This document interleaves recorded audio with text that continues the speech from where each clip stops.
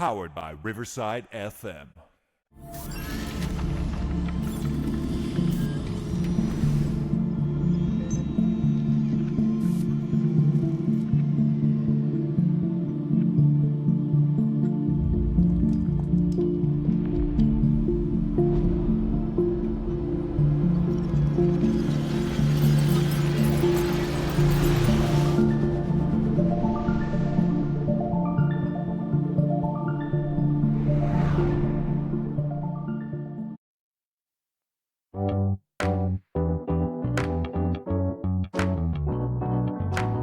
Powered by Riverside.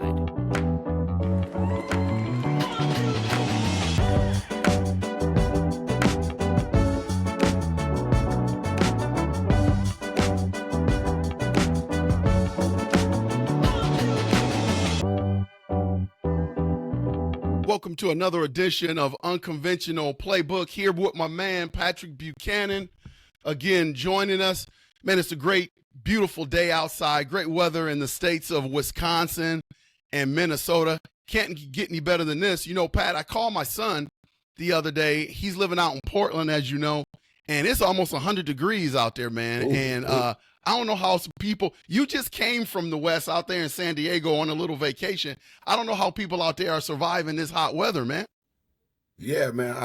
All over the places. Like I had a buddy who just got down. It was 112 down in Mississippi. Oh, that's crazy. But in San Diego, it's beautiful. It's 70s every day. So I don't know how they surviving. I mean, I'm happy it ain't too hot. It's really been 80s here. You know, we get the humidity here in Minnesota, but it's been in the 80s. You know, right? We had 80s and rain, right? So. Yeah. Maybe usually we probably getting those weathers, but I feel like we getting that northwestern weather, like Seattle, Portland weather, like, you know, the global warming, whatever's happening, right? It's changing weather patterns all over everywhere. Yeah, and you know how it happens. Usually it starts out west, like my son was talking about.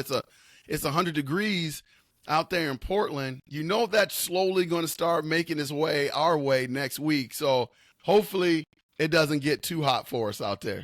Not too hot, man. I want to be able to chill out and have some cooler nights and light up the campfire, you know, have some bonfires, chill outside, you know, relax. Yeah, absolutely. We're going to open it up. We got a lot of great topics to get to in terms of things that, you know, we want to talk about that we're really passionate about, but I thought I would open it up to UP Nation. I've been getting bombarded with comments about the show, which have been very positive, and then people asking questions. There was like, you know, you and Pat should do a question and answering session where your audience gets an opportunity to ask some questions. Maybe you guys can, you know, expound on some of your expertise out there. And so I thought, you know what, that would be a good idea to open this show. So I'm going to reach into our mailbag, look at some comments, look at some emails from people, where they have some questions for us that we may want to answer. You down for that? Oh, for sure. Let's see what UP Nation want to talk about. All right. I'm going to get a comment. I'm going to go with my girl, Erica. She's from Hershey, Pennsylvania. I've never been to Hershey, Pennsylvania, but I'm assuming that's where the Hershey Chocolate Company is. You could only assume. Never been to Hershey. But Erica asked, she's glad that we are covering female sports. There's not a lot of podcasts out there that will go into depth about female sports. You guys have done that for the past few months, so she's happy to see that. She wants to know from us, who is the GOAT of female athletes? So who is your best female athlete that you have ever seen, Coach Buchanan? Oh, man, you're talking about the GOAT of female athletes. And, oh, man, there's so many. But in my honest opinion, you talk about athletes, it's FloJo. It's FloJo, right? You're talking about a woman who still holds records, right? What are we, 40 years out or whatever? How many other years, right? That's still holding records in sprints, right? That have not been broken yet, right? And you're talking about sprints. You're talking about long jumps, right? Yeah. That athleticism there. I put FloJo as probably one of the top ever women to whatever, strap up and play a sport, right? To run, right? And I believe that basketball, football, all those baseball, right? Athleticism, in my opinion, swimming, gymnastics, and track and field are true, right? Grit of athleticism. So Yep. for me, it's got to be FloJo, right? Yeah, FloJo, you still, everybody chasing FloJo still, right? How you still chasing FloJo? Yeah. Tough question, but great minds think alike, because FloJo was definitely in my top 3. One of the most dominant female athletes that I've ever seen with my own eyes. Another person that would be in that top 3 would be Florence Griffith Joyner. She's another one. So we're on that track. Landscape. But also I would be hard pressed not to have Serena Williams in the conversation for tennis. And those are my top 3. If you put a gun to my head and made me pick, oh man, I just look at the body of work that Serena has done in tennis and over a long period of time. Definitely her and FloJo would be neck and neck.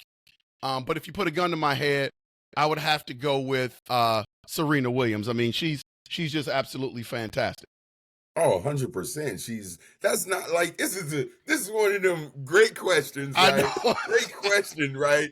And it's not to take some away from one the other, right? You said Serena, right? FloJo, like maybe because the Olympics coming in, FloJo's greatest, like in mind, right?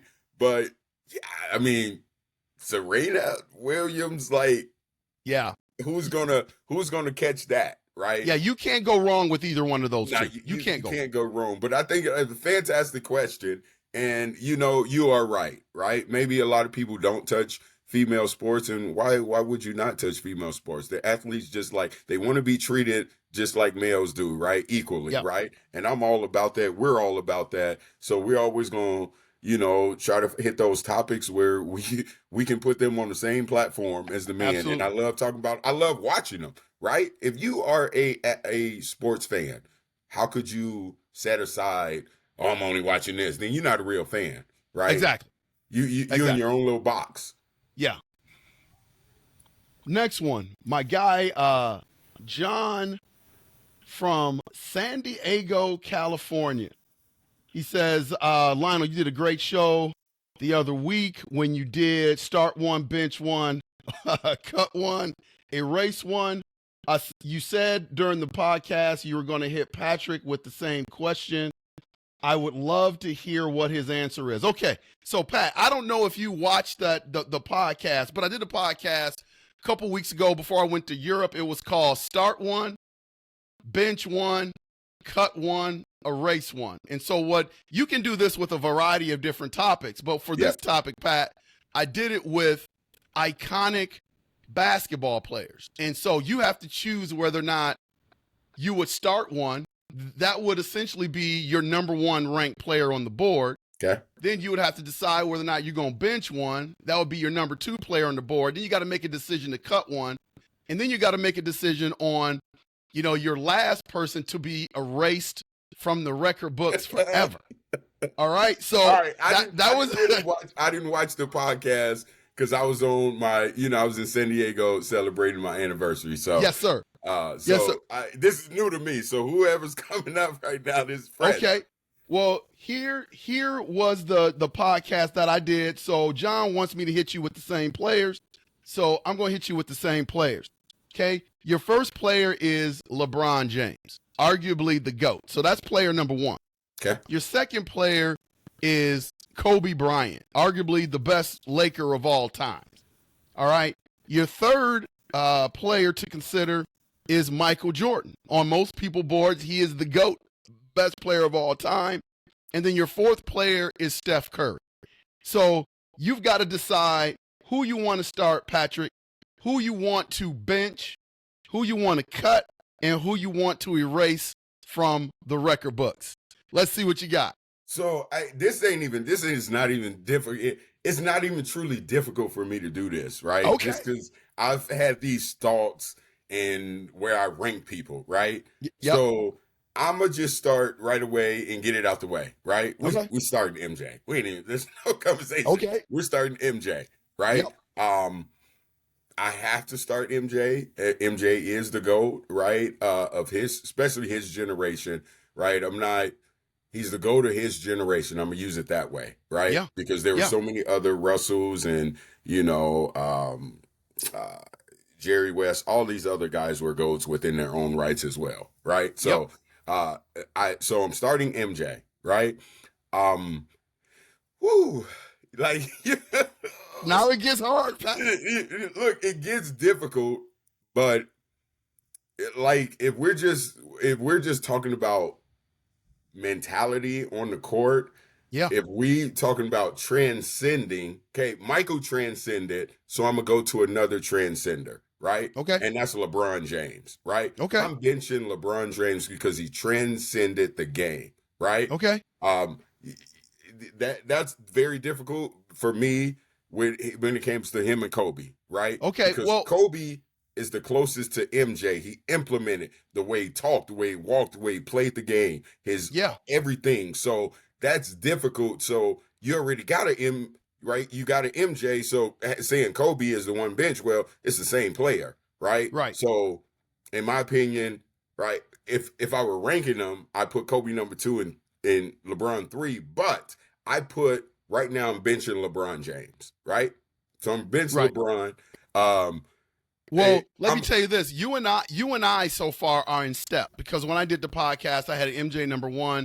I had LeBron James number 2, and that was hard for me to do, Pat, because I'm more of a Kobe fan than a LeBron James fan. Yep. But LeBron James, number 1, he's lived up to the hype ever since he came out of high school. And then number 2, he's the all-time leading scorer in the NBA. So if you're not benching him, how do you cut that from your team? Yeah, you just can't cut that, right? You can't do that.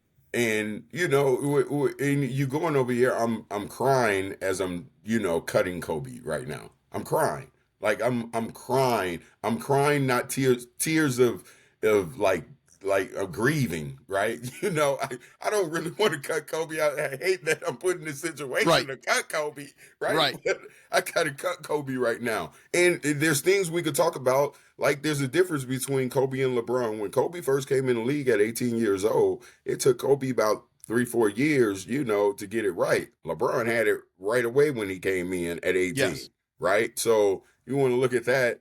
That's the little gap there, right? He had Shaq.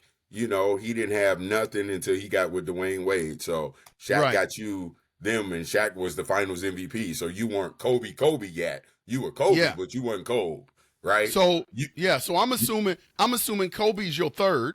Kobe's my cut. So that means you're erasing Steph. I can erase from the Steph. record books. I can erase Steph, and I'm okay with that because and this is nothing away from him, greatest shooter. That's fine. Whatever, shooter, but there are so many point guards that are two ways that are better. Like my favorite point guard of all time is the glove, right? Gary Payton. You put Steph Curry in Gary Payton's era, Steph Curry would not get them shots off. He'd lock them up. You know that, right? But you got Magic, right? You got Zeke, right? You got John Stockton, right? All them point guards right there, man. I love Steph. I get what he did. But I don't like the way they shoot threes now. They changed the game up. So I can erase that, right? The way they just come down and no one passed the ball. You just shooting the ball from the logo. Nah, man, forget that. I can erase that. But that's not taken away from what he has done. He has 4 rings, right? First time on the Olympic team, though. That's what it shocks me, right? To know this man's first time on the Olympic team. But I got to erase him. I'm forced to, right? So because I'm forced, I can't put him ahead of the other 3 at all. Yeah, that's a difficult question, and those questions are meant to be difficult. I erase Steph Curry as well, and it's really mind blowing when you think about what you're erasing. You're erasing all the rings. You're erasing the dynasty that was in Golden State. You're erasing a guy that transformed the game. Now you got so many kids in the United States and overseas that are shooting 3 balls now. And not only did it affect the guard spot, but I think it really affected the big spot as well, because everybody wants to shoot threes. They're developed, the stretch 4s now. You're even starting to see stretch 5s of post players that can step out and shoot the three. And I think that's directly correlated with Steph Curry. So my rankings were in line with yours. I had a hard time erasing Steph, but I love the way you just put that. I thought it was really insightful that you were forced to. And that's what I really feel about the whole Steph situation. Like, we're forced to erase him from the record books. But that was fun, man. I would never erase Steph from the record books at all. I would never erase that man. You gave me no other choice, right? Right. You know, you didn't put him in there with, Kawhi or, Paul George or Kyrie Irving, or you didn't put him in there. You put him in there with GOATs. Yeah. Right? So, yeah, that was tough.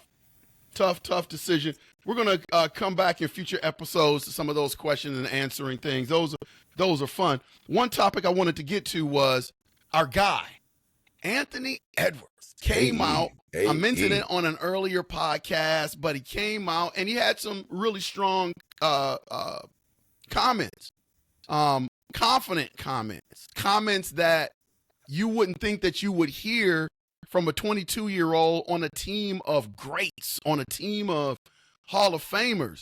But Anthony Edwards came out and said some things. Basically, he said, I'm paraphrasing, that he basically said, look, I was the number one option for the Timberwolves.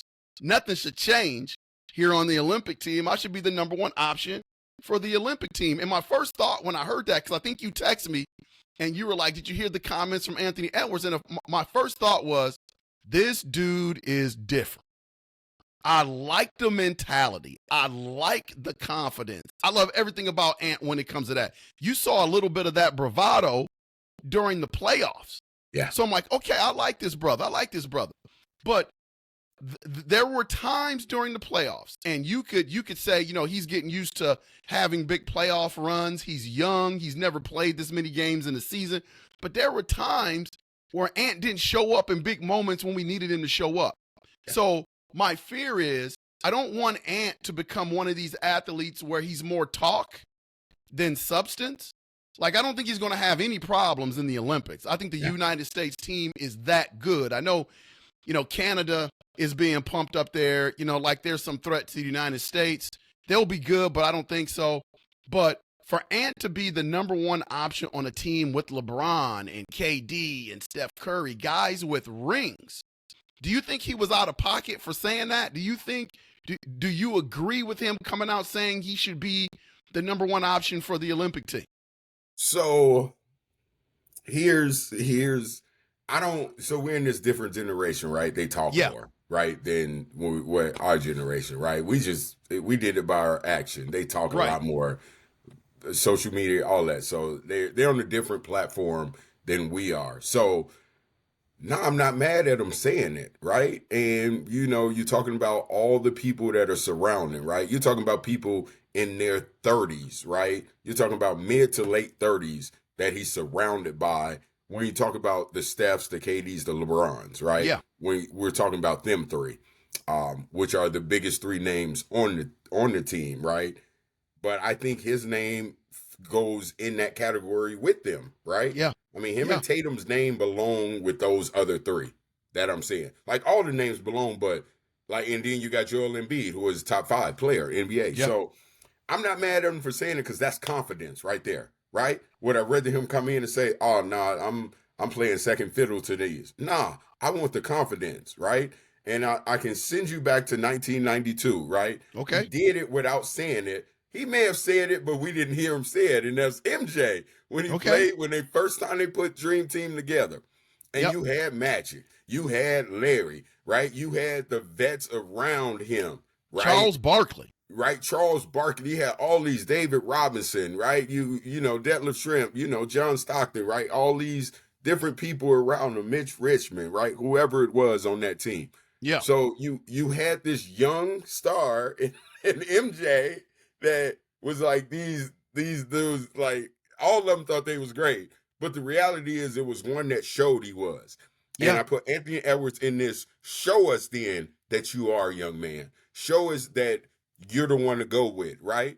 Would I go with the old legs in this? I would not start the old legs in this, all the old legs. That's just my opinion. If I'm Steve Kerr, I'm not even starting a true point because if you ask me my starting lineup for this I would start Anthony Edwards, Jason Tatum, LeBron James, KD, and Joel Embiid. That would That be ain't my bad. starting five. That's not bad. That's my starting five for the Olympic team, man. And I'm letting Anthony Edwards or LeBron run the point, man. Because we ain't about to run no system where you need true point, right? Whatever. Both of them can pass the ball well. Tatum can run the point, right? Yeah. Like they can. That's a dominant team right there, right? And that's just my opinion. But Steve Kerr gonna do stuff. Who knows what he gonna do? So I'm not mad at the young guy, but you're gonna have to show that it is yours, right? Yeah. Because you're only 22. You have the swag of it, and I think you've shown people that you can be. But show it, young man. I'm not mad at you for saying it though. Yeah, we've had a lot of really good players, whether it's the Vikings or the Timberwolves, but very rarely do we have like those dogs. Like we've had good wide receivers with the Vikings before, but when you look at Randy Moss and Chris Carter, like those guys were dogs, You look at the Minnesota Timberwolves, we've had a lot of good players with the Timberwolves, but how many dogs have we had? Outside of KG, maybe you would put Stephon Marbury in that category. Anthony Edwards for certain is in that category. He seems to be that dog. But when I look at Anthony Edwards, I look at him as being on like this teeter-totter, right? Like he had a great breakout season this year. Was the reason, in my opinion. I know people put out various reasons about why the Timberwolves were so successful. The one thing that I could put my finger on is because of Anthony Edwards and the level that he got to this year. Yeah. The one teeter-totter that Anthony Edwards is on, is, in my opinion, is he's not afraid to speak his mind. Because he's a very competitive person. What did he tell Charles Barkley? Charles Barkley said, I hadn't been to Minnesota in 20 years. Yeah, and he told Charles to bring his ass. Yeah. Well, Charles brought his ass, and he saw a gentleman's suite. So all the bravado is nice, but I think you gotta, talk the talk and walk the walk. Again, the only thing I love Anthony Edwards. I'm his biggest fan. And I know this was his first big run. There were times during the playoffs where he just didn't show up enough for me. And here it is, the Olympic team again. He's trying to separate himself in terms of, I'm that guy. I agree with you 100%. If you're that guy, when those moments come up, you got to be there. Yeah. Or a lot of people in the media especially is going to be, okay, this guy is somebody that cries wolf a lot. He talks a big game, but he doesn't come through with it. And I hope Anthony Edwards doesn't become that type of athlete. Yeah, I hope he doesn't. Right, go and show it. Right, just go and show it, young man. Right, you 22 years old right now. Right, if you was, we're finally seeing this at the age of 30. That's a different story. But you're 22 years old, right? Yeah. And you got some confidence that some motherfuckers that's 20, 30 ain't even got. Right. And you got game that motherfuckers has been in the league a long time that ain't got. You got some things, but now you got to show it, right? I don't mind the talking because I get the generational of talking, but you got to back it up. But if he is someone that I think that can, right, back it up, it's him. Yep. It's him. Exactly. Well, another supposed great on the team made some news earlier today. Kawhi Leonard, Mr. Load Management. Whenever you think of load management, you think of Kawhi Leonard.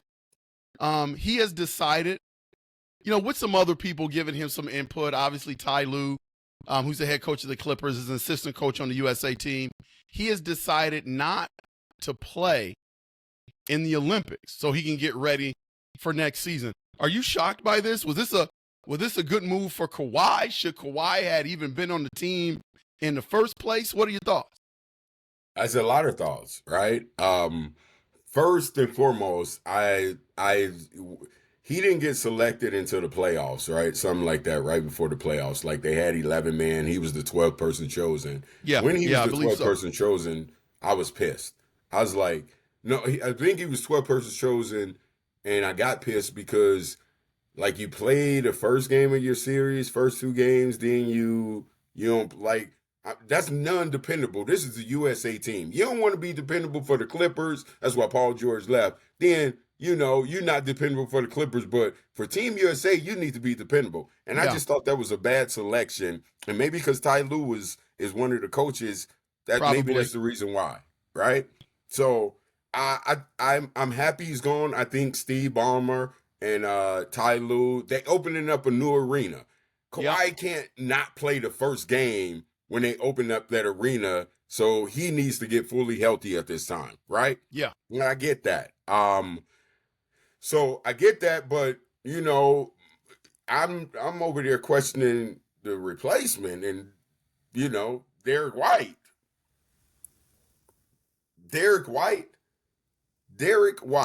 Now that's nothing. You a champion, you whatever. And I'm saying to myself, man, there's Kyrie, there's Jimmy Butler, there's Jaylen Brown. Who should have been Jaylen Brown, Pat. Right? You could have went and got one of the Wagners or something like that. You could have got so many different people, right? You go get Chet Holmgren, right? I don't know. You go get, but Derek White is not. Now, here's the other part where I think of Derek White. I say to myself, maybe they realize they got so much star power, they need to find a 12th person, right? Because Kawhi, let's just say Kawhi, he was somewhere in the top 9, 8, right? Yeah. Well, you just replaced him with someone who's number 12. No, he's not coming in. You ain't even got his length and defense, right? Yeah. So I don't like the replacement, but if the replacement is someone we ain't got to worry about getting on the court, then I understand the replacement. Yeah. Who is the young buck that's going to Duke? Flag? Cooper Is that his last name? Cooper Flag should have been on that team, boss. Cooper Flag. That's who I would have picked. I think you should always leave the door open, on the women's side and the men's side, for one of these young bucks to come experience and get a chance to play with greatness like they did with Christian Laettner and have that man or woman have an opportunity to win a gold medal. That would have been my pick. Oh, listen. Cooper, I was telling a buddy earlier today, I said, man, if they put Cooper Flag, I wouldn't even been mad if they instead of Derek White, right? And I'm going to tell you something about Cooper Flag, right? And maybe one day we got to talk about Cooper Flag. Yeah. He's the truth. Yeah. He's not this Christian Laettner hype and all. Correct. This is the truth. You got NBA stars talking about this young man right now. I mean, they invited that man in to scrimmage with the Team USA for a reason right now. He's already been playing against them. He is for real. Yeah. He is the truth. He is the number 1 pick. He is the college player of the year, like all those things, right? He's the truth, without a doubt. Yeah. He's the truth. Yeah. Unfortunate for Kawhi Leonard. They chose who they chose. I would have been a Cooper Flag guy, but obviously USA Basketball thought a little bit differently. Either way, I think the team is going to be really successful over there in the Olympics. So I'm definitely looking forward to that. What I'm also looking forward to is Friday night. Friday night. You would think it's high school football, Friday Night Lights, right? Oh, man. I've never been more excited. I've watched Summer League for years now since they started to televise it when it was in Vegas. I think it's a great way to see some of the rookies in their element where they get an opportunity to play some minutes. But this one, Patrick, is a little bit different. The Minnesota Timberwolves are stacked in terms of their Summer League team. They open up Friday, July 12th on ESPN2 at 4 p.m. They play the New Orleans Pelicans. Then they play again on the 14th, Indiana Pacers. That's at 4:30 on NBA TV. Philadelphia 76ers on the 16th. That's on ESPN2 at 7 p.m. And then you got the Houston Rockets at 10 p.m. Central Time on ESPN. That's on Thursday, July 18th. I'm going to be tuning in to all these games because you got a stacked lineup. Players to watch for, obviously, Rob Dillingham is going to be out there playing. And we've talked about him, a kid that's slight of body, but he's super quick and has top 10 handles in the NBA and is just a walking bucket. Are you excited to see him play? Oh, yeah, I'm excited to him and Terrence, right? I'm excited to see both of them play to get out there in the Summer League, right? Yep. And I'm going to be honest with you.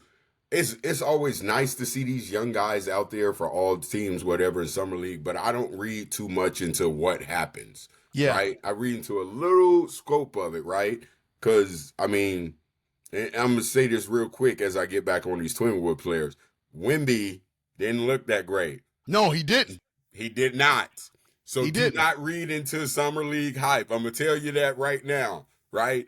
Wemby did not look like who could have been the defensive player of the year and the rookie of the year in the NBA. He looked Yeah. like a stud. Yeah, that's right? a great point. So don't read too much into summer league, right? Chet didn't look that great, right? He got injured, comes back, he looks good, right? It's summer league, but it's an opportunity for you to see him on another stage, to play with some guys that have been in the league already, right? And to play with the new one and start. It's their adjustment period, right? Yeah. They're nervous. All these things are going on. But man, these Timberwolves, the roster that they put together, right? Because here's one of the biggest things for the Timberwolves, coach, right? Is our developmental, right? Our development program, right? Like to see Terrence and Rob with everyone else, I'm curious to see what that looks like, right? And how we are doing developing people. I know we got a stacked team, bring it back, but I just want to see the development of some players that we have within the system. But I'm excited. I'm gonna miss it because I got something else to do at that time. But I'll watch the replay. I get back and get the replay on. But yeah, I'm excited to see him. We are talking about the hype of that. They filled a void for the Timberwolves. So let's go in. We've seen it in college. Now let's go see it on this pre-NBA season, right? Of what you look like right now. Yeah, well, I think you make a great point, man. Talent, this is the league. Like, this is the NBA. And talent is not enough. How many talented players have we seen that tore it up in high school, then went to the next level, tore it up at D1, and really didn't get the job done? I mean, we got Luka Garza on our team, who was player of the year twice at Iowa. And he's having a hard time trying to make a roster and even get into the rotation. So you're right. Developmental things are something that aren't really appreciated because you got to take that talent and mold it into the player that fits your franchise and fits your team. And so that should be the goal of the Timberwolves. Obviously, they got a lot of talent on their squad, but they've got to be able to mold that clay and make the talent fit with this franchise. I'll give you another name, Jalen Clark from UCLA, who was drafted by the Timberwolves last year, coming off an Achilles. So he didn't get a chance to really play in Summer League last year and really didn't get a chance to play this year. Here's a guy that was bona fide box office, 13 points a game, 6 rebounds a game. Kid can play. He's like an extra draft pick. So not only did we do well in the draft this year, but you've got Jalen Clark coming back off of injury this year, coming in with those 2 studs. So now essentially you got 3 studs out there playing in Summer League. And I just want to see how well they play together. I'm with you though, man. It's easy if one of these cats comes out there and blows it up to get overly hyped about them. I would just tell people to pump the brakes and caution it a little bit because Summer League is Summer League. I coach a team. We always look good in Summer League, but once the season rolls around, there are obstacles that we have to overcome. Same thing with the NBA, man. Don't get too hyped, don't get too low on this Summer League stuff. Just sit back and enjoy the games and admire the talent that's going to be out there on the floor. Yeah, just go ahead and admire, but at the same time, where you don't get too high and too low, if you watch the game enough and you've been around the game enough, you can see when something is special, though. So there's nothing wrong with identifying he gonna be special, right? Yeah. He gonna be special, right? Yeah. So you don't have to run away from that, right? Getting an opportunity to watch Keontae George with the Utah Jazz, right? He put up 30 ball, right, a couple of days ago, right? I mean, his developmental is going right as well. So you just don't know, right? Clark hasn't played, and now he's going to be out there, Dillingham and Shannon, Jr. We'll see, right? I'm excited. I'm excited because, Vegas, what they rename it 2K something Summer League. This Las Vegas Summer League. Man, y'all Yeah. better put that name back on it. Yeah. 2K's making a lot of money right now. The K's period. You got the new college football game that's coming out. Everybody is excited about it. They haven't had a college football game on like PlayStation or Xbox since I believe 2014. So they've been taking this time with the game. They got all the D1 teams. They got all the stadiums. They got the licenses to all the players. So, these 2K games, people are really, really getting into. And so it's going to be an exciting month of July for sure. Oh, definitely. Is July's heating up? Yeah. Summer, listen, I ain't got a problem, and I love watching baseball. The Twins, I love what the Dodgers doing. I'm upset the Yankees are in a little slump right now. But when good baseball is happening, I can watch that. But now we got basketball summer league, and it's coming to training camp in the Olympics. Like it's heating up, coach. Oh yeah, it's a smorgasbord. Quick as hell. I know it's a smorgasbord out there of sports and lots of content to talk about. UP Nation again. I thank you guys all the time, but you guys have been fantastic. We're almost to 6,000 subscribers in less than a month and a half since I started this podcast. I'm glad I get to do that with one of my closest friends, Mr. Pat Buchanan. All the feedback for that has been really, really great. So you guys are allowing us to do something that we really, really enjoy, talking sports. And if we have an audience out there that wants to listen to us, this has been great and fantastic. So keep sharing, keep telling your friends about our podcast. Hit that like and subscribe button. There's not a lot of podcasts that are out there with the dynamic that we bring. And so we think we are a little unique. And so we're just going to keep pumping that true content out there. Keep sending in your questions and emails, and we'll keep continuing to try and answer. Pat, thanks for coming on with me today again, man. Oh, man, I appreciate it being here, right? I know we'll do one soon enough. UP Nation loves us together. We loving I love the positive feedback for both of us. And, I'll be here as much as possible. We're going to try to be this unique positively thing when it comes to sports talks in general, right? We'll have some critiques, but once again, this yin yang we got going over here. You would think we Siamese twins, right? We got something special going, but that's just the love that I have for this man and Lionel, and the love that I feel that he has for me and our, years, 3 decades about now. Man, it's been a long time, Pat. We go back a long time. Yeah. So it's a long time, and happy to be here. But UP, until next time. Yes, sir. We're going to be wrapping it up again. Hit that like and subscribe button. This has been Unconventional Playbook with your host, Lionel Jones, and your host, Patrick Buchanan. We will see everyone next time when we see them.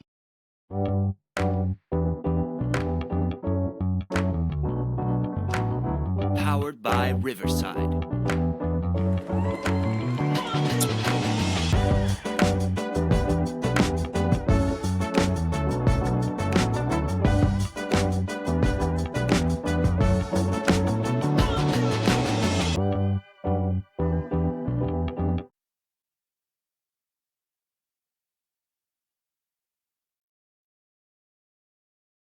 Yeah, it's good. Good. That's you. That was the quickest one we did.